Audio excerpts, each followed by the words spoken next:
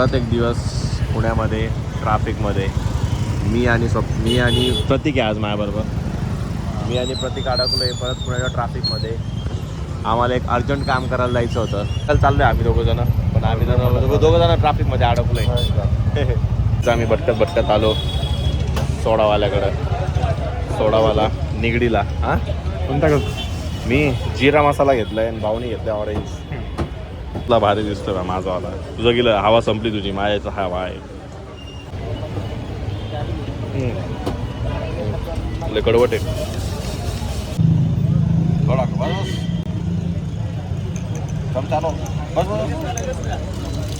काय खरं नाही. अर्धा सोडा माझा खालीच पडला. बुळकण आल्यासारखं झालं काहीच बोलायचं. घे पत्या गेलो कर सोडणं सांडलं सगळं.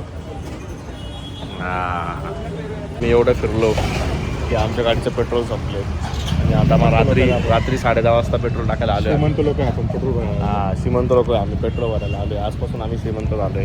म्हणता पेट्रोल कमी भरा, कमी वापरा, पण आम्ही आज कमी भरतो ना मग. नाही भरतो जास्त आहे आपण. फुल करतो आपण. नाही फुल करू आपण टँक. हे येडा झाला.